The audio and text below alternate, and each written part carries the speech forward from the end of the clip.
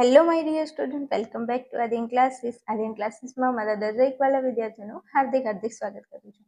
ચલો મારા વાલા અને પહેલા વિદ્યાર્થીઓ આવી ગયા છે આપણે આજના વિડીયોની અંદર. તો આ વિડીયોની અંદર આપણે ભણવાના છીએ આપણો પાર્ટ 5 અને આપણે આગળ જે વિડીયો આપણો કન્ટિન્યુ છે કે આપણે રાષ્ટ્રીય એકતાના પરિબળો ભણી રહ્યા છીએ. 10 પરિબળો છે, એમાંથી 3 આપણે આગળ ભણી ગયા છે અને બાકીના પરિબળો આ વિડીયોની અંદર ફટાફટ જોઈ લેવાના છે. એમાં જે મોસ્ટ એમ્પી છે એના પર વધારે ભાર આપીશું, બાકી અમુક વાંચીને પૂરા કરીશું. ચલો હવે આપણા દેશની અંદર વાત કરીએ કે આપણા દેશના લોકોની અંદર એકતા જળવાઈ રહે, રાષ્ટ્રની અંદર એકતા જળવાઈ રહે, એના માટે અમુક કાયદાઓ પણ હોવા જોઈએ કે બધા માટે સરખો કાયદો, ત્યારે દેશની અંદર એકતા જળવાય ને.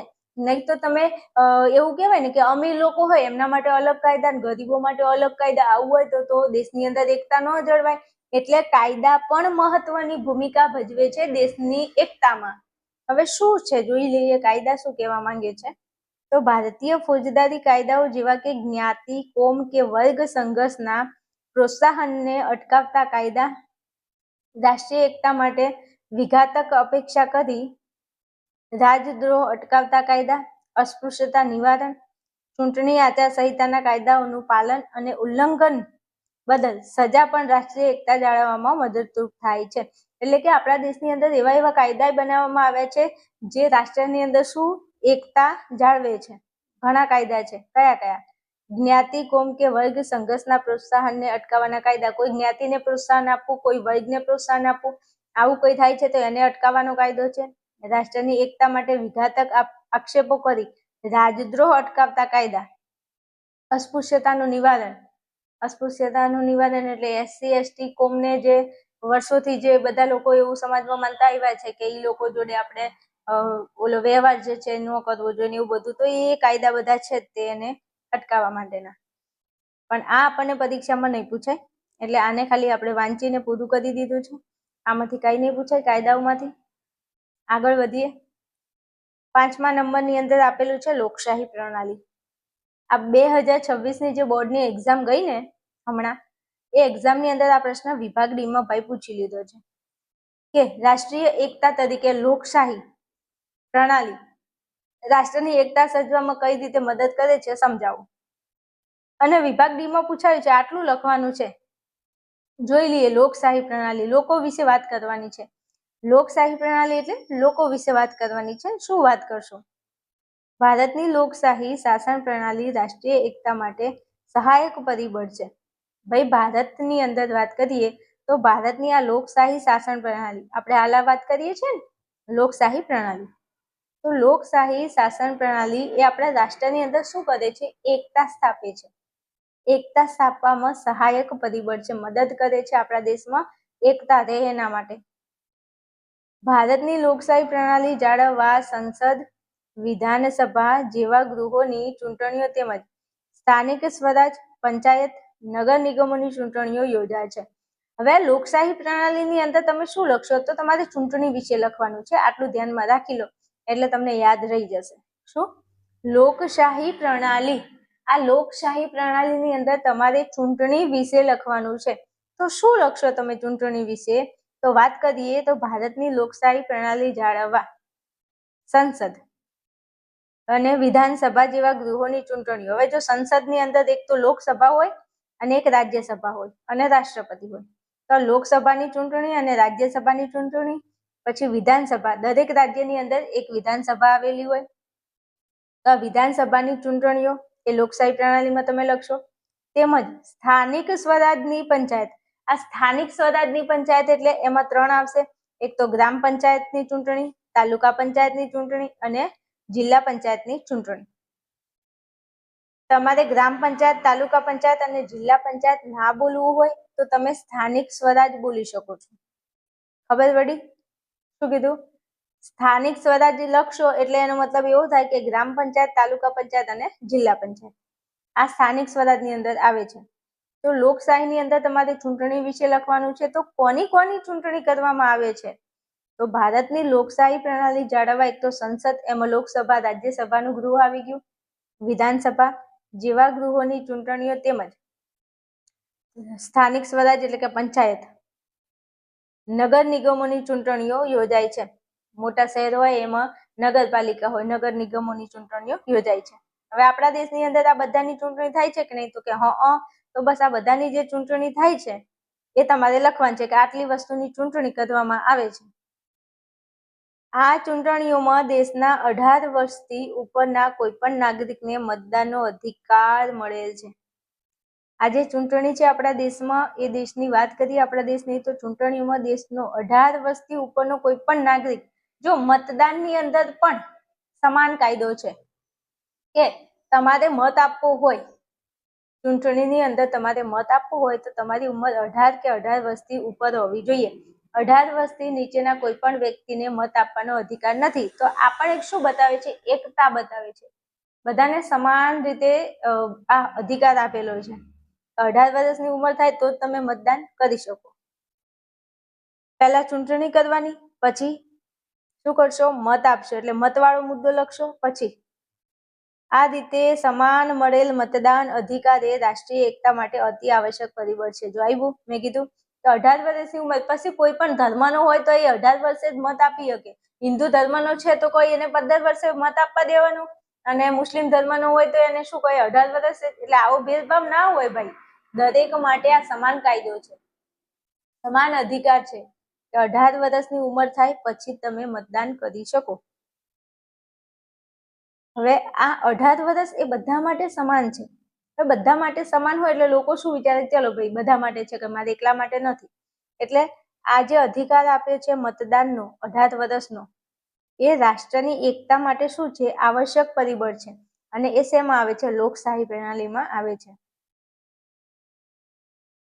આ અધિકાર વ્યક્તિના કોમ, જાતિ, જ્ઞાતિ, ભાષા કે પ્રદેશથી પર છે. જો આ જે અધિકાર છે એ કોઈ કોમ, જાતિ, જ્ઞાતિ, ભાષા, પ્રદેશ આ બધાને લાગુ પડે છે, કોઈ એક માટે નથી. બધાથી પર રહીને મળે છે. બધાને સરખો અધિકાર છે. કોઈ પણ જાતિનો છે તેને 18 વર્ષ, કોઈ ધર્મનો છે તો ભાઈ 18 વર્ષ, એમાં કોઈ ફેરફાર થશે નહીં. તમે ગમે તે ધર્મના હોય, તમે ગમે તે જાતિના હોય, તમે ગમે તે ભાષાના હોય, પણ 18 વર્ષ એ બધા માટે સરખા છે. 18 વર્ષ થાય પછી મત આપવા મળશે. એટલે વ્યક્તિ સમાન નાગરિકત્વનો અનુભવ કરી શકે છે. બધાને એવું લાગે કે ચલો ભાઈ બધા માટે આપણને સમાન નાગરિકનો અધિકાર મળ્યો છે. સાથે કોઈ પણ ચૂંટણી માટે પોતાની ઉમેદવારી નોંધાવવાનો પણ અધિકાર ધરાવે છે. હવે કોઈ પણ ધર્મ, જાતિ, ભાષાનો હોય તો એ વ્યક્તિને જો ચૂંટણીમાં ઊભું રહેવું છે ઉમેદવાર તરીકે, તો એ પોતાની ઉમેદવારી નોંધાવવાનો પણ એને અધિકાર છે. એટલે કે કોઈ પણ રાષ્ટ્રીય પક્ષ કે અપક્ષ દ્વારા કોઈ પણ ક્ષેત્રનું નેતૃત્વ પણ કરી શકે છે. કોઈ પણ પક્ષમાં તમે ઊભા રહી શકો, કોઈ પણ પ્રદેશમાં તમે ઊભા રહી શકો, એમાં કોઈ તમને ના પાડે નહીં. આ રાષ્ટ્રીય પક્ષો પણ પોતાના પક્ષમાં નેતા, કાર્યકરો કે મતદાતાઓને આકર્ષવાનો પ્રયાસ કરે છે. આ જેટલા પણ પક્ષો છે એ દરેક પક્ષો પોતાના પક્ષમાં નેતા હોય કે કાર્યકરો હોય, મતદાતા હોય, એને શું કરે છે? આકર્ષવાનો પ્રયાસ કરે છે. રાજનીતિની તમને ખબર હશે, ચૂંટણી હોય એટલે શું થતું હોય બધું તમને ખબર હશે. આ રાષ્ટ્રીય પક્ષોની વિચારધારામાં તફાવત હોય પણ તેમનું અંતિમ ધ્યેય કોઈ પણ જ્ઞાતિ, જાતિ, ધર્મ કે પ્રદેશના મતદારોને આકર્ષવાનું છે. જો સાંભળજો, જે પણ વ્યક્તિ ઉમેદવારીમાં ઉભો રહ્યો હોય એ ગમે તે વિચારધારાનો હોય, પણ એનું છેલ્લું લક્ષ્ય શું હોય? કે કોઈ પણ જ્ઞાતિ, કોઈ પણ જાતિ, કોઈ પણ ધર્મનો માણસ હોય કે કોઈ પણ પ્રદેશનો માણસ હોય, એ મતદાન તો આપણને આપવો જોઈએ. અને એમને આકર્ષવાનું એના વિચારધારાની અંદર હોય જ છે. આથી આ રાષ્ટ્રીય પક્ષો એક પ્રકારની રાષ્ટ્રીય એકતા લાવવા માટે પ્રેરક બળ પૂરું પાડે છે. જેટલા પણ ચૂંટણીના જેટલા પક્ષો છે એ બધા શું કરે છે? બધાની અંદર એકતા લાવવાનું પ્રેરક બળ પૂરું પાડે છે. દેશની સાંસદની અંદર લોકસભા, રાજ્યસભા, વિધાનસભા કે સ્થાનિક સ્વરાજ્યની સંસ્થા એટલે ગ્રામ પંચાયત, તાલુકા પંચાયત, જિલ્લા પંચાયત. લોકશાહી પ્રણાલી રાષ્ટ્રીય એકતા સર્જવામાં મહત્વનું પરિબળ છે. આ બધી જે ચૂંટણી થાય છે ને એના લીધે પણ એકતા સર્જાય છે. તમને જ જોતા ઘણીવાર અમુક સમાજના લોકો એક થઈ જાય ચૂંટણીમાં સામેવાળાને હરાવી નાખે. ખબર હશે તમને ચૂંટણીમાં આવું થાય છે. એટલે આ પણ એકતા બતાવે છે. ચૂંટણીની અંદર તમે નથી જોતા ઘણા પક્ષો એકતાથી લડતા હોય ને તો પોતે જીતી જાય છે. હમણાં તમે ચૂંટણીની અંદર જોયું હશે. તો મને એટલો બધો ઇન્ટરેસ્ટ નથી, મને તો ભણાવવામાં ઇન્ટરેસ્ટ છે. એટલે આ તો વાત કરું છું કે આ ચૂંટણી જે છે ને એક પ્રકારની, એ શું છે? તો કે દેશના નાગરિકોની અંદર એકતા લાવવાનું એક પરિબળ છે.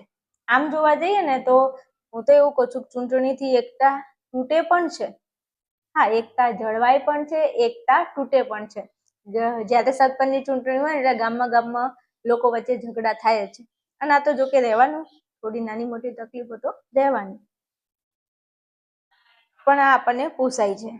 આ પૂછાઈ ગયેલું છે, પૂછાય છે, 2026માં પૂછાઈ ગયો છે, તો પણ થોડો તૈયાર કરી લેજો, પહેલી પરીક્ષામાં પૂછાઈ શકે છે. ઓકે, જે મારા વાલા વિદ્યાર્થીઓ યુટ્યુબમાં મારો વિડીયો હાલ નિહાળી રહ્યા છે અને એમને કંઈક એવું લાગે છે કે ભાઈ સમાજશાસ્ત્રમાં હવે ખબર જ પડી છે કે આ ચેપ્ટર શું કહેવા માંગે છે, તો તમારે આ પહેલું ચેપ્ટર તમે ભણ્યા છો, મારા ડેમો વિડીયો જોયા હશે, પહેલેથી પાર્ટ 1 થી લઈ અને પાર્ટ 4 સુધી આપણે આવી ગયા છે, તો 1 થી લઈ અને 4 ભાગ તમે જોયા હશે. તમારા દિલને જો એવો અહેસાસ થાય છે કે બેન ભણાવે એમાં ખબર પડે છે, અથવા તમે મનોવિજ્ઞાન વિષય હોય કે પછી તત્વજ્ઞાન હોય કે ભૂગોળ હોય કે સમાજશાસ્ત્ર હોય, કોઈ પણ વિષય તમારા ધોરણ 12 આર્ટ્સના જેટલા પણ વિષયો છે એ વિષયમાંથી કોઈ પણ વિષય તમે મારી ચેનલમાં ભણો છો તમને મજા આવે છે, તો હજુ તમારે આવા નવા વિડીયો અને નવા ચેપ્ટર તમારે ભણવા છે, એ પણ વિષય વાઇઝ, તો વધારે કંઈ કરવાનું નથી. દરેક વિદ્યાર્થીને વાત કરું છું કે આપણું આર્યન ક્લાસીસ નામનું આપણું એપ્લિકેશન છે ને, આપણા એપ્લિકેશનમાં ધોરણ 12 આર્ટ્સનો સારો એવો કોર્સ અવેલેબલ છે. તમે આ બેચની અંદર જોઈન થઈ શકો છો, આ કોર્સમાં જોઈન થઈ અને ભણી શકો છો. ટોટલ 8 વિષય તમને આપણે એપ્લિકેશનમાં મળે છે. 8 વિષયની વાત કરું તો તત્વજ્ઞાન, મનોવિજ્ઞાન, ભૂગોળ, સમાજશાસ્ત્ર, ગુજરાતી, હિન્દી, ઇંગ્લિશ અને સંસ્કૃત, આ 8 વિષયનો કોર્સ છે. આ કોર્સની અંદર તમે જોઈન કરી શકો છો. હવે આ કોર્સને લગતી વધારે કોઈ ઇન્ફોર્મેશન જોઈએ છે, તમને મોબાઈલ નંબર આપું છું, એના ઉપર ફટાફટ કોલ મેસેજ કરી શકો છો. 8 વિષયનો ભેગો કોર્સ તો અવેલેબલ છે જ તે, પણ કોઈ વિદ્યાર્થી એવું છે કે બેન મારે બધા વિષયની જરૂર નથી, મને ખાલી સમાજશાસ્ત્ર કે ખાલી તત્વજ્ઞાન કે ખાલી મનોવિજ્ઞાન એક વિષય મારે ખરીદવા છે, તો એ પણ અવેલેબલ છે આપણા કોર્સની અંદર. તમારી ઈચ્છા, તમારી જરૂરિયાત, તમારી જરૂરિયાતને ધ્યાનમાં રાખીને આપણે કોર્સને ડિઝાઇન કરેલો છે. વધારે ઇન્ફોર્મેશન મેળવવા માટે ફટાફટ તમે ક્યાં આવશો, તો નંબર આપું છું, વોટ્સએપ અને કોલ કરી શકો છો. અને ખાસ આપણો આ વિડીયો છે, આ વિડીયોના નીચે ડિસ્ક્રિપ્શનમાં તમને વોટ્સએપ ચેનલ, ટેલિગ્રામ ચેનલ અને આપણા આર્યન ક્લાસીસ એપ્લિકેશનની લિંક આપું છું, ત્યાં જઈ અને તમે 3 જોઈન કરી લેજો, એટલે મારા દ્વારા જે પણ વિડીયો યુટ્યુબમાં હું અપલોડ કરું છું એની નોટિફિકેશન તમને ફટાફટ મળી રહેશે. વિશ્વાસની વાત કરું તો તમે ચેનલમાં કમ્યુનિટી પોસ્ટમાં જઈ અને વિદ્યાર્થીઓના બેનર, વિદ્યાર્થીઓના રિવ્યુ જોઈ શકો છો. ગુજરાતની નંબર 1 ચેનલ છે ધોરણ 12 આર્ટ્સ માટેની, એટલો વિશ્વાસ તમને આપું છું, એનાથી વધારે હું કાંઈ જ કહી શકું એમ નથી. રિઝલ્ટ આવે એ દિવસે તમારે જોઈ લેવાનું, બેને કીધું હતું એ સાચું જ છે. ઓકે, ચાલો હવે પાછા ટોપિકમાં આવી જઈએ છીએ. ચાલો હવે 6થા નંબરની વાત કરીએ તો રાષ્ટ્રીય પર્વ અને રાષ્ટ્રીય સન્માન. આ મોસ્ટ એમપી 2026માં વિભાગ ડીમાં પૂછાઈ ગયું. હવે સાંભળજો, પરીક્ષામાં એવો પ્રશ્ન પૂછાયો છે 2026ની બોર્ડની એક્ઝામની અંદર કે લોકશાહી પછી રાષ્ટ્રીય પર્વ અને રાષ્ટ્રીય સન્માન, આ ત્રણેયના લીધે કેવી રીતે મતલબ રાષ્ટ્રની અંદર એકતા જળવાઈ રહે છે એના વિશે સમજાવો. તો લોકશાહી પૂછ્યું, રાષ્ટ્રીય પર્વ, રાષ્ટ્રીય સન્માન, આ ત્રણે ભેગું પૂછી લીધું છે. તો આ એક આખો પ્રશ્ન છે કે લોકશાહી, રાષ્ટ્રીય પર્વ, રાષ્ટ્રીય સન્માન રાષ્ટ્રીય એકતા સર્જવામાં કેવી રીતે મહત્વની ભૂમિકા ભજવે છે સમજાવો. તો આ 3 વિશે તમારે લખવું પડે, એટલે એક આ 3 અને આગળના 3 એમ કરીને 6 તો તમારે કમ્પલસરી તૈયાર કરી લેવાના. ચાલો હવે વાત કરીએ આપણે રાષ્ટ્રીય પર્વ અને રાષ્ટ્રીય સન્માન. પ્રજાસત્તાક દિન, સ્વાતંત્ર્ય દિન જેવા રાષ્ટ્રીય પર્વની ઉજવણી નિમિત્તે પ્રસ્તુત થતા સાંસ્કૃતિક કાર્યક્રમો અને ભારતની વિવિધ સેના પરેડમાં અદ્ભુત રાષ્ટ્રીય એકતાના દર્શન થાય છે. ભાઈ, જ્યારે આપણા દેશની અંદર પ્રજાસત્તાક દિવસ હોય, સ્વાતંત્રતા દિવસ હોય, ત્યારે આપણે આ બે પ્રજાસત્તાક દિવસ અને સ્વાતંત્ર્ય દિવસ 26મી જાન્યુઆરી અને 15મી ઓગસ્ટ આ આપણા રાષ્ટ્રના પર્વો છે. પર્વ એટલે તહેવાર, રાષ્ટ્ર માટે બહુ અનમોલ કહેવાતા દિવસો છે. એ દિવસોની આપણે ઉજવણી કરીએ છીએ અને આ ઉજવણીની અંદર વાત કરીએ ને આખા ભારતના રાજ્યોમાંથી લોકો આવે છે, સાંસ્કૃતિક કાર્યક્રમો થાય છે.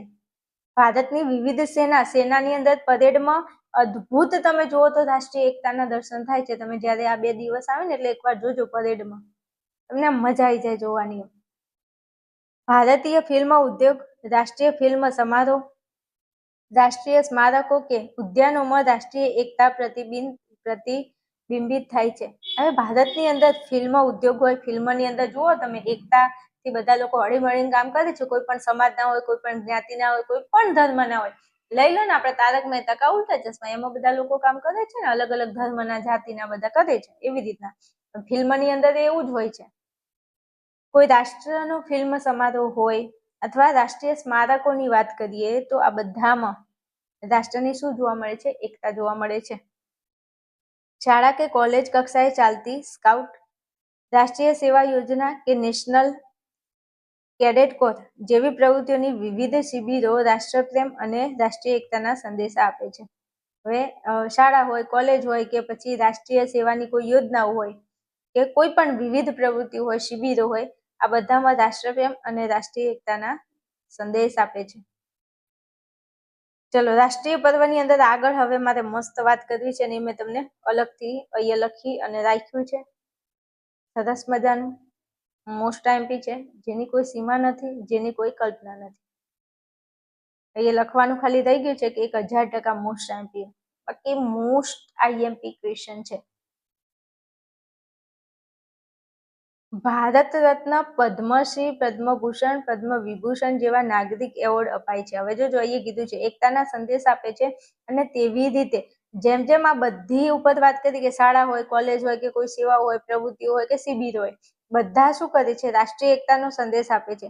તેવી જ રીતે ભારતમાં એક તો ભારત રત્ન, પદ્મશ્રી, પદ્મભૂષણ અને પદ્મવિભૂષણ જેવા નાગરિક એવોર્ડ આપવામાં આવે છે. તમને પરીક્ષામાં વિભાગ સીમાં 2 ગુણમાં ક્વેશ્ચન પૂછાય છે. આ 3 એવોર્ડ તમારે તૈયાર કરવાના છે. 3માંથી કોઈ પણ એક એવોર્ડ વિભાગ સીમાં 2 ગુણમાં પૂછાય. હું એમ કહું છું 3 તૈયાર કરી લો, 3 તમને પહેલી, બીજી, ત્રીજી પરીક્ષામાં પૂછાય. 1000% ગેરંટી આપું છું કે આ 3 પ્રશ્નો પૂછાશે, પહેલી, બીજી, ત્રીજી. એક પ્રશ્ન દરેક પરીક્ષામાં તમને જોવા મળશે. કયા છે? નાગરિક એવોર્ડ. એમ કે ભારતમાં અપાતા નાગરિક એવોર્ડ કયા? તો ખાલી 4 યાદ રાખવાનું છે. એક ભારત રત્ન, પદ્મશ્રી, પદ્મભૂષણ, પદ્મવિભૂષણ. 4 નામ તમને યાદ ના થાય ને, તમે ઘણી વાર તમારા ફ્રેન્ડ સર્કલમાં બેઠા હોય ને, એટલે કોઈ સારું કામ કરે, ખોટું કામ કરે ને, તમે શું કહો? આને તો ભારત રત્નનો એવોર્ડ આપવા જેવો છે, આવું બોલો છો ને. તો ભારત રત્નનો એવોર્ડ એ નાગરિકને અપાતો એવોર્ડ છે. પદ્મશ્રી નામ સાંભળ્યું હશે, પદ્મભૂષણ, પદ્મવિભૂષણ, તો 4 એવોર્ડ એ નાગરિક એવોર્ડ છે. એના પ્રશ્ન વિભાગ સીમાં પૂછાય છે કે ભારતના નાગરિક એવોર્ડ કયા છે? ભારત રત્ન, પદ્મશ્રી, પદ્મભૂષણ, પદ્મવિભૂષણ એ નાગરિક એવોર્ડ છે. આટલું યાદ રાખી લો, વિભાગ સીમાં 2 ગુણ. ચલો પછી રમત ગમતના એવોર્ડ. ભારતમાં અપાતા રમત ગમતના એવોર્ડ કયા છે? વિભાગ સીમાં મોસ્ટ આઈએમપી 2 ગુણમાં પૂછાય. 1000%. પછી કહેતા નહીં કે કીધું નતું મારા ગળાના હમ. આ 3 પ્રશ્નો, 1, 2 અને નીચે છે ત્રીજો, 3 કરી લેવાના છે તૈયાર. રમત ગમતના એવોર્ડ કયા? રાજીવ ગાંધી ખેલ રત્ન, દ્રોણાચાર્ય, અર્જુન અને ધ્યાનચંદ. આ પણ 4 યાદ રાખવાનું છે. Rajiv Gandhi Khel Ratna award, Dronacharya award, Arjun award અને ધ્યાનચંદ એવોર્ડ. આ રમત ગમતના એવોર્ડ છે જે દેશની અંદર જે ખેલાડીઓ છે, જે સારા રમતવીર છે, એમને આ એવોર્ડ આપવામાં આવે છે. કયા? રાજીવ ગાંધી ખેલ રત્ન, દ્રોણાચાર્ય, અર્જુન અને ધ્યાનચંદ. હવે દ્રોણાચાર્ય અને અર્જુન આ બંને ગુરુ શિષ્ય છે. આમનું નામ કેમ ન ભૂલાય? અર્જુન એ શિષ્ય હતા, દ્રોણાચાર્ય એમના ગુરુ હતા, ધ્યાનચંદ અને રાજીવ ગાંધી ખેલ રત્ન એવોર્ડ. આ રમત ગમતના એવોર્ડ છે, મોસ્ટ આઈએમપી છે, એટલે આ અલગથી અલગ કલરમાં રાખ્યા છે. વિભાગ સી માટે તૈયાર કરી લેજો. ચલો પછી લાસ્ટમાં પરમવીર ચક્ર, મહાવીર ચક્ર, વીર ચક્ર, અશોક ચક્ર, કીર્તિ ચક્ર અને શૌર્ય ચક્ર જેવા ભારતીય સેનાના એવોર્ડ. હવે તમને એમ પૂછાય કે ભારતમાં અપાતા ભારતીય સેનાના એવોર્ડના નામ લખો. શું કહેશે? ભારતીય સેનાના એવોર્ડ, ભારતમાં અપાતા ભારતીય સેનાના એવોર્ડ. તો તમારે 6 વખત ચક્ર યાદ રાખવાનું. કેટલા ચક્રો? 6 ચક્રો. કયા? 3 છોકરાઓના નામ છે ને 3 છોકરીઓ જેવા નામ છે. એક તો પરમ વીર ચક્ર. જો વીર, 3 વખત વીર આવે છે. પરમવીર, મહાવીર અને વીર. પરમવીર, મહાવીર, વીર. પરમવીર, મહાવીર, વીર. પાછળ લગાવી દો ચક્ર. એટલે પરમવીર ચક્ર, મહાવીર ચક્ર અને વીર ચક્ર. પૂરું? તો કે પૂરું. પછી યાદ રાખો અશોક, કીર્તિ, શૌર્ય. અશોક, કીર્તિ અને શૌર્ય આ ત્રણે ભાઈ બહેન છે. બે ભાઈ છે ને એક બેન છે, અશોક અને શૌર્ય. અને યાદ રાખો કીર્તિ. અશોક, કીર્તિ, શૌર્ય. અશોક, કીર્તિ, શૌર્ય. પાછળ ચક્ર ચક્ર ચક્ર, 6 ની પાછળ ચક્ર. આ તો એકદમ ઈઝી છે. જો પરમવીર, મહાવીર, વીર. અશોક, કીર્તિ, શૌર્ય બધાની પાછળ લગાવી દો ચક્ર ચક્ર ચક્ર. એટલે આ ભારતીય સેનાના એવોર્ડ થઈ જાય, જે વિભાગ સીમાં મોસ્ટ ટાઈમથી પૂછાય છે. ઓકે, વધારે કહું સ્ટેમ્પ પેપર ઉપર લખીને આપો તો તૈયાર કરી લેશો. હા તો કરી લેજો. ચલો આગળ. બહાદુરી, સાહિત્યિક વગેરે સર્વોચ્ચ એવોર્ડ પણ દેશની સેવા બદલ આપવામાં આવે છે. બહાદુરીના એવોર્ડ આપણો દેશ આપે છે, સાહિત્ય ક્ષેત્રના એવોર્ડ આપે છે, વગેરે સર્વોચ્ચ એવોર્ડ આપણા દેશના નાગરિકોને દેશની સેવા કરવા બદલ આપવામાં આવે છે. કેટલીક વિશિષ્ટ વ્યક્તિઓ જેવા કે કલાકાર, વૈજ્ઞાનિકો, સૈનિકો, શિક્ષકો કે સમાજ સેવક વગેરેને બિરદાવીને લોકોમાં રાષ્ટ્રીય ચેતના ઊભી કરવામાં આવે છે. હવે દેશની અંદર બધા જ લોકો, જેમ કે કોઈ સારા કલાકાર હોય, કોઈ વૈજ્ઞાનિક હોય, કોઈ સૈનિક હોય, કોઈ શિક્ષકો હોય, કોઈ સમાજ સેવક હોય, આ બધા જ લોકોને પોતાની સેવા બદલ અમને શું કરવામાં આવે છે? એમને બિરદાવવામાં આવે છે અને લોકોની અંદર એક નવી ચેતના ઊભી કરવામાં આવે છે. ચલો તો મસ્ત અહીંયા ટોપિક જોઈ લેશો ફરીથી. રાષ્ટ્રીય પર્વ અને રાષ્ટ્રીય સન્માન. સન્માન વિશે અને રાષ્ટ્રના પર્વ. પર્વમાં 2 પ્રજાસત્તાક અને સ્વાતંત્ર્ય દિવસ વિશે લખવાનું છે. બધા એવોર્ડો છે, આ એવોર્ડ વિશે લખી શકો છો. વિભાગ ડીમાં મસ્ત પ્રશ્ન થઈ જાય તમારો. ઓકે, ચાલો આગળ વાત કરીએ રમત ગમતની પ્રવૃત્તિઓ. આમાંથી કોઈ પણ પ્રશ્ન નથી પૂછાતો, નહીં ધ્યાન આપો, નહીં તૈયાર કરો ચાલશે, પણ એકવાર વાંચી લઉં છું ફટાફટ. ચલો, રમત ગમતની પ્રવૃત્તિઓમાં શું છે? તો ભારત કે ભારત બહાર રમાતી વિવિધ રમતો જેવી કે cricket, hockey, volleyball, tennis, badminton, kabaddi વગેરેમાં સમગ્ર ભારતમાંથી પ્રતિનિધિત્વ કરે ત્યારે ખેલાડી ભાષા, પ્રદેશ કે કોમથી પર રહીને એક ભારતીય તરીકે પ્રતિનિધિત્વ કરે છે. મસ્ત વાત કરી છે. જોજો, આપણા દેશની વાત કરીએ ને રમત ગમત પ્રવૃત્તિની વાત આવે ત્યારે આપણો ભારતની અંદર કે ભારતની બહાર રમાતી જેટલી રમતો છે તે રમતોમાં આપણા દેશના લોકો, જેમ કે યુવાનો અથવા યુવતીઓ ભાગ લે છે. તો એ ક્રિકેટની રમત હોય, હોકી હોય, વોલીબોલ હોય, ટેનિસ હોય, બેડમિન્ટન, કબડ્ડી વગેરે રમતમાં આપણા સમગ્ર ભારતમાંથી જે ખેલાડીઓ છે એ પ્રતિનિધિત્વ કરે છે. પછી એ જોતા નથી કે આ કઈ ભાષાનો ખેલાડી છે, આ કયા પ્રદેશનો ખેલાડી છે, આ કયા કોમનો ખેલાડી છે, પણ આ બધાથી પર રહીને આપણા ભારત દેશનું એક ભારતીય તરીકે શું કરે છે? પ્રતિનિધિત્વ કરે છે. પછી કયા ધર્મનો છે, કઈ જાતિનો છે, કઈ જ્ઞાતિનો છે, કઈ ભાષાનો છે, એ કોઈ જોતું નથી. પણ હા, એ ખેલાડી છે ને એ ભારતીય છે. એ જે ખેલાડી છે કોણ છે? ભારતીય છે. તો એ ભારતીય તરીકે શું કરે છે? પ્રતિનિધિત્વ કરે છે. આ વ્યક્તિ સહેલો છે મુદ્દો. રમત ગમતની પ્રવૃત્તિઓ એમાં આ એકતા જ છે ને એક પ્રકારની. નહીં તો સરકાર એવું કહી દે કે જેટલી પણ રમતો રમાય છે, આ પેરા ઓલિમ્પિક ને ઓલિમ્પિક, તમે બધી રમતો વિશે સાંભળ્યું હશે, કબડ્ડી છે કે જે બી રમતો, ક્રિકેટ છે, હોકી છે કે ટેનિસ છે, આ બધી રમતો છે, એમાં ભારતમાં એવું કહેવામાં આવે કે હિન્દુ ધર્મના લોકો જ ભાગ લઈ શકે. તો શું છે? વિખવાદ થાય કે નહીં થાય? હા, પણ અત્યારે એવું કોઈ છે નહીં. બધા ધર્મના લોકો, કોઈ ભાષા, જાતિ, જ્ઞાતિ એવું કાંઈ અહીંયા કીધું નથી કે આ જ ભાષાનો વિદ્યાર્થી હોય તો આમાં રમત ગમતમાં ભાગ લઈ શકે, એવું નથી. બધાને સમાન એકતાથી રાખવામાં આવે છે. કોઈ પણ ધર્મનો વ્યક્તિ છે યા રમત ગમતની પ્રવૃત્તિમાં ભાગ લઈ શકે છે. એની અંદર કૌશલ્ય હોવું જોઈએ. તો રમત ગમત પણ ભારતના દેશના નાગરિકોને એકતા જાળવવામાં મદદરૂપ થાય છે. ટૂંકમાં આવું કહેવા માંગે છે આ મુદ્દો. ઓકે, ચાલો પછી આગળ વધીએ. તો તેવી જ રીતે રાષ્ટ્રીય ખેલ મહોત્સવ, આંતરરાજ્ય કે આંતર યુનિવર્સિટી ખેલકૂદ કે વિવિધ ટીમ રમતો, ખેલ મહાકુંભ. હા, ખેલ મહાકુંભ યોજાય છે, તમે સાંભળ્યું હશે. આપણા ગુજરાતની વાત કરીએ, વિવિધ રમતોમાં પણ એક ભારતીય હોવાની અને ખેલદિલીની ભાવનાથી જ રમાય છે. ભાઈ, કોઈ પણ જગ્યાએ, કોઈ પણ રાષ્ટ્રની વાત કરીએ કે કોઈ પણ ખેલ મહોત્સવ હોય કે આંતરરાજ્ય, રાજ્યની અંદર અથવા યુનિવર્સિટીની અંદર કોઈ પણ ખેલકૂદ હોય કે વિવિધ ટીમની રમતો હોય, ખેલ મહાકુંભ હોય, ગમે તે રમતોત્સવ હોય, પણ એમાં એક ભારતીય હોવાનો અને ખેલદિલીની ભાવનાથી દરેક ભાગ લેવા વાળા રમતવીરો રમતા હોય છે. ભારતમાં ક્રિકેટ રમતની ભારે ખેલસા છે. ભારતની અંદર ક્રિકેટની ખેલસા એટલે ઈચ્છા, વધારે ઈચ્છા હોય છે. બધા ક્રિકેટમાં બહુ ઇન્ટરેસ્ટ ધરાવે છે. તેમાં આંતરરાષ્ટ્રીય કક્ષાએ વિજય થાય ત્યારે સમગ્ર ભારત વિજયની ખુશી મનાવે છે. જો આપણો દેશ જીતી જાય ફાઇનલમાં તો મોજ પડી જાય ને. હા, વિવિધ રમતગમતો રાષ્ટ્રીય એકતા માટે સહાયક પરિબળ છે. આપણા દેશની અંદર જે રમતો છે, રમતો પણ આપણા દેશની અંદર શું બતાવે છે? એકતા જાળવી રાખે છે. 7 મુદ્દા. ચલો 8મા નંબરની વાત કરીએ તો આ આપણે તૈયાર કરવાનું છે મોસ્ટ આઈએમપી વિભાગ ડી માટે. ક્યારે આ પ્રશ્ન નથી પૂછાયો બોર્ડમાં, આજ દિવસ સુધી નથી પૂછાયો, પણ હવે કઈ નક્કી ન કહેવાય, પૂછાઈ શકે છે. તો આપણે જોઈ લઈએ પ્રશ્ન. ચલો 8મા નંબરમાં સમૂહ સંચારના માધ્યમો. સમૂહ સંચારના માધ્યમો એટલે સંદેશા, જેના દ્વારા આપણે સંદેશાની આપણે કરી શકીએ. બધા સાધનોને આપણે સમૂહ સંચારના સાધનો કહીએ છીએ. આ પ્રશ્ન તમને વિભાગ ડી માં પૂછાઈ શકે. અને અત્યારે આપણે બધાથી પરિચિત છીએ એટલે થોડું 1-2 વખત આપણે વાંચીએ ને આ પ્રશ્નને તો આવડી જાય. ચલો, સમૂહ સંચારના સાધનો જેવા કે વર્તમાનપત્રો. સંદેશો મેળવવા માટે એક તો વર્તમાનપત્રો, પછી રેડિયો, ટેલિવિઝન, કમ્પ્યુટર, સેલફોન વગેરે રાષ્ટ્રીય એકતા સર્જવામાં મહત્વની ભૂમિકા ભજવી રહ્યા છે.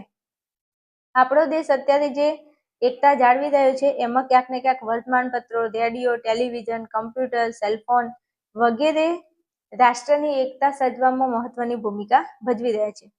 ટેલિવિઝન એ કોમી એકતા,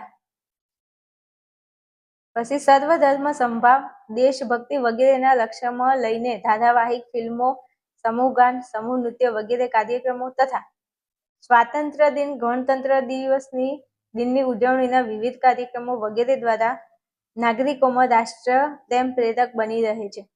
હવે આપણા દેશની અંદર બધાના ઘરે ટેલિવિઝન અત્યારે હોય છે. મોસ્ટ ઓફ હવે મોબાઈલ આવ્યા છે એટલે ટીવીઓ ઓછી થઈ છે, પણ હાલ પણ દરેક લોકોના ઘરે ટીવી તો હોય જ છે, ટેલિવિઝન. તો ટીવીની અંદર એવા કાર્યક્રમો રજૂ કરવામાં આવે છે જેથી લોકો જોવે અને લોકોની અંદર પોતાના દેશ પ્રત્યેની એકતા જાગે. તો સર્વધર્મ સંભાવ, બધા ધર્મો સમાન છે એવા કાર્યક્રમો રજૂ થાય છે. દેશભક્તિના કાર્યક્રમો રજૂ થાય છે. આવા બધા ધારાવાહિકો, આવી ફિલ્મો બનાવવામાં આવે છે. આવા સમૂહ ગાન, એવા ગીતો બનાવવામાં આવે છે. સમૂહ નૃત્ય, એવા નૃત્યો કરવામાં આવે છે. બધા કાર્યક્રમો સ્વતંત્રતા દિન 15મી ઓગસ્ટ હોય કે 26મી જાન્યુઆરી હોય, આ બધા દિવસોના જ્યારે દિવસો હોય ત્યારે આ બધા કાર્યક્રમો પ્રસ્તુત કરવામાં આવે છે. એટલે લોકો જોવે એટલે લોકોની અંદર એક રાષ્ટ્ર પ્રત્યેનો પ્રેમ જાગે અને બધા લોકો એકતાથી રહી શકે.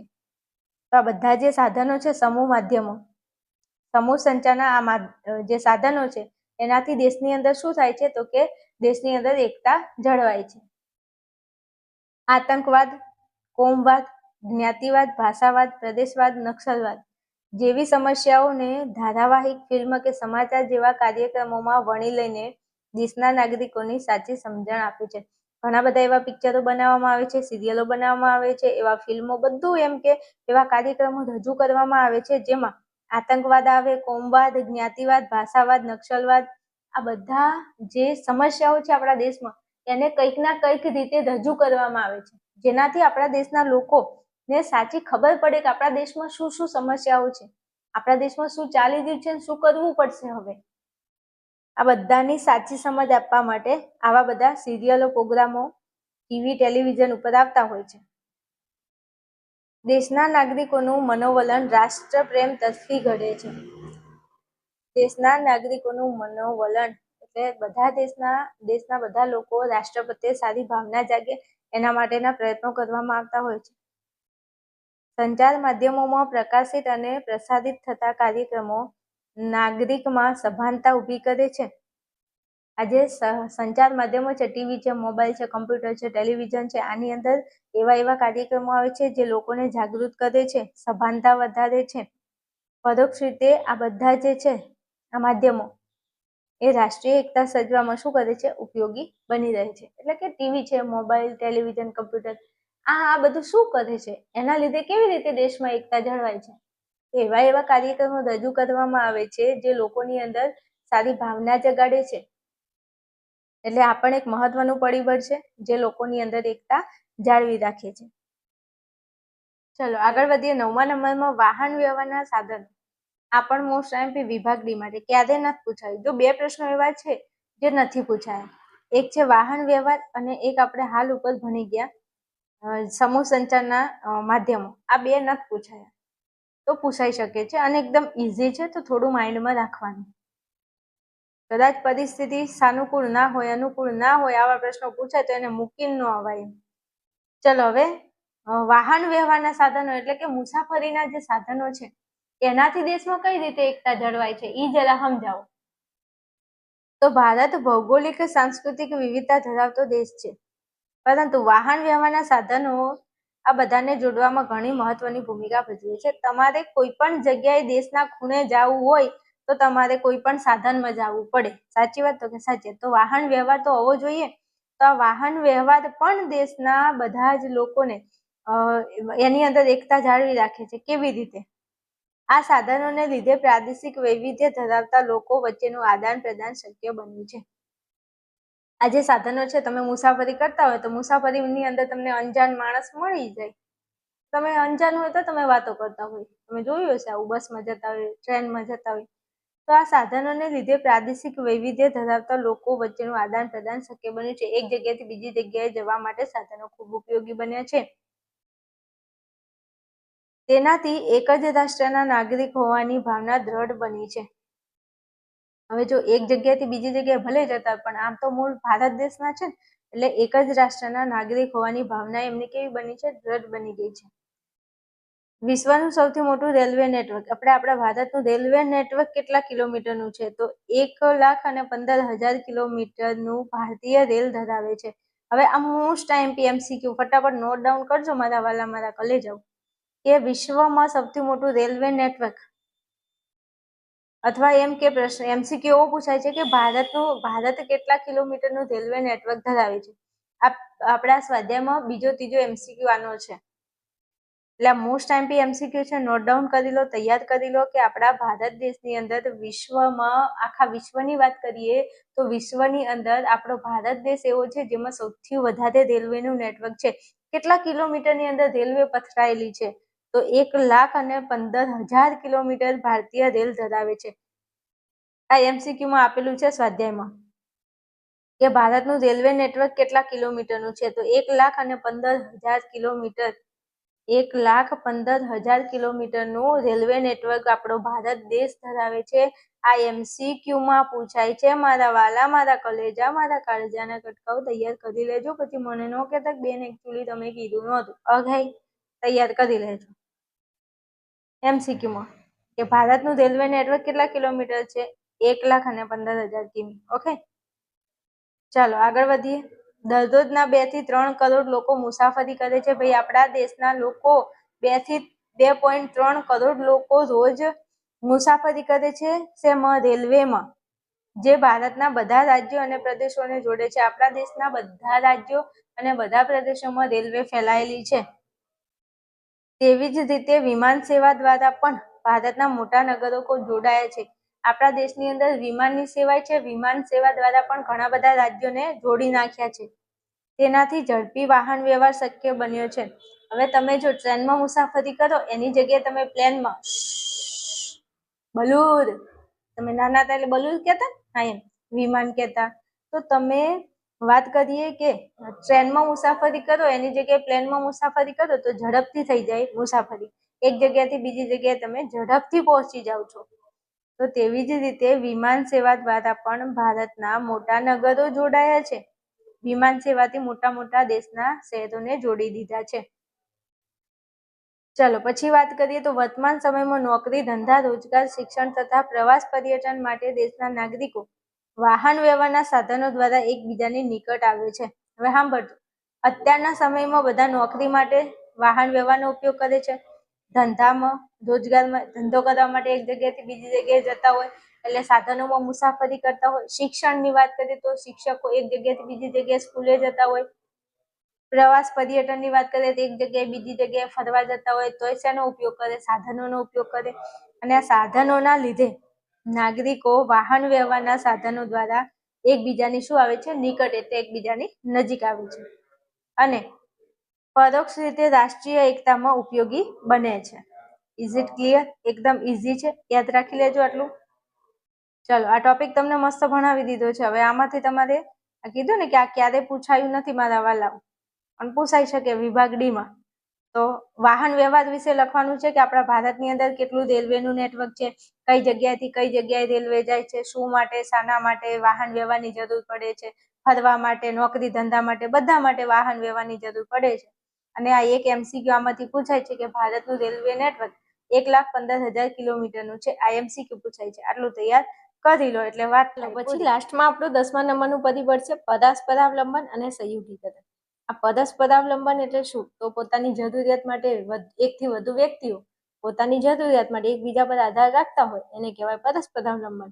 અને સંયોગીકરણ, સંયોગીકરણ એટલે અલગ અલગ રાજ્યો હોય બધા ભેગા થઈને એક રાષ્ટ્ર બનાવે એટલે ભેગું થવું. સંયોગીકરણ એટલે ભેગું થવું. હવે આ આપણને પરીક્ષામાં નથી પૂછાતું, પણ આપણા ટોપિકમાં છે તો થોડું આપણે વાંચી અને સમજી લઈએ શું કહેવા માંગે છે. તૈયાર નથી કરવાનું.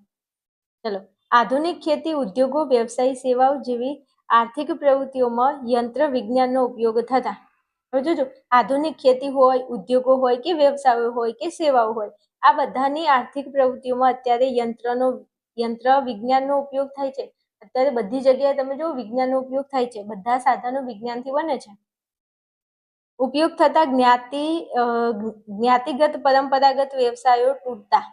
આંતરિક પરસ્પરાવલંબન અન્ય ગામ, શહેર કે અન્ય પ્રદેશો સુધી વધી રહ્યું છે. હવે એવું કહેવા માંગે છે કે પહેલા તો અમુક એવા ઉદ્યોગો હતા કે અમુક એવું કામ હતું જે જ્ઞાતિઓ જ કરતી હતી. પરંપરાગત રીતે જ્ઞાતિઓ ધંધો કરતી, જેમ કે સુથારી કામ હોય સુથાર જ કરે, દરજી કામ હોય તો દરજી જ કરે. અત્યારે એવું કઈ નથી. અત્યારે તમે જુઓ બધા કામ બધે ગમે તે જાતિના લોકો કરી શકે છે.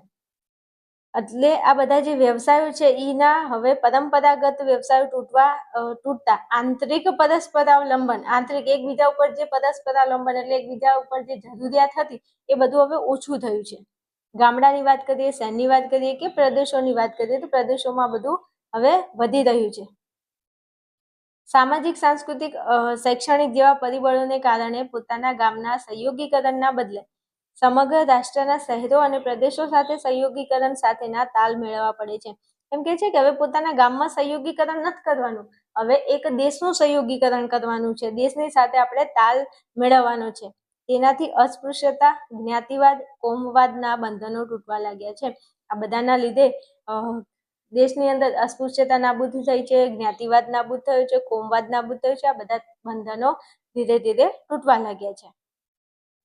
હાલ ઘણા વ્યવસાયો એવા છે કે જેમાં હિન્દુ મુસ્લિમ કોમનું પરસ્પરાવલંબન જોવા મળે છે. એટલે હાલ ઘણા બધા એવા ધંધા, વ્યવસાય એટલે ઘણા બધા એવા ધંધા છે જેમાં હિન્દુ મુસ્લિમના કોમના લોકોને પરસ્પરાવલંબન એટલે એકબીજા ઉપર જરૂરિયાત રાખવી પડે છે. હિન્દુના લોકો છે તો એમને મુસ્લિમ લોકો ઉપર કોઈ ના કોઈ વાતે કોઈ એવી વસ્તુની જરૂરિયાત માટે એમના ઉપર આધાર રાખવો પડે. અને મુસ્લિમ લોકોનો ધંધો છે તો એમને ક્યાંક ને ક્યાંક દુકાન ખોલીને બેઠા તો ગ્રાહક બધા આવે, બધા ધર્મના, બધા જાતિના આવે. એટલે ધંધો એકબીજા ઉપર મતલબ જરૂરિયાત એકબીજા ઉપર હોય તો એને આપણે કહીશું પરસ્પરાવલંબન. એટલે અત્યારે હાલ એવી રીતના પરિવર્તન થયું છે કે દરેક ધર્મ, જાતિ, જ્ઞાતિ એકબીજા જોડે એકતાથી રહે છે. તેનાથી પ્રત્યક્ષ કે પરોક્ષ રીતે રાષ્ટ્રીય એકતાની ભૂમિકાનું નિર્માણ થાય છે. ક્યાંક ને ક્યાંક કરીને પરસ્પરાવલંબનના લીધે પણ બધી જાતિઓ, જ્ઞાતિઓ એક થઈને રહેતી હોય છે. એના લીધે પણ દેશની અંદર એકતા જળવાઈ રહે છે. આ સરસ મજાનો ટોપિક હતો. 10 પરિબળો મસ્ત ભણાવ્યા છે. હવે આ વિડીયોને એ રાખું છું. નેક્સ્ટ વિડીયોમાં તમે આવો એટલે આપણે સ્વાધ્યાયનું સોલ્યુશન કરી લઈએ છીએ. ઓકે, આને તમારે તૈયાર નથી કરવાનું. જે ટોપિક કીધા છે 3 ને 3 6 એ કરી લેજો ખાસ. 10 મુદ્દામાંથી 6 મુદ્દા તૈયાર કરવાના છે. ઓકે, ચલો મળીએ નેક્સ્ટ વિડીયોમાં. ફટાફટ આવી જાઓ.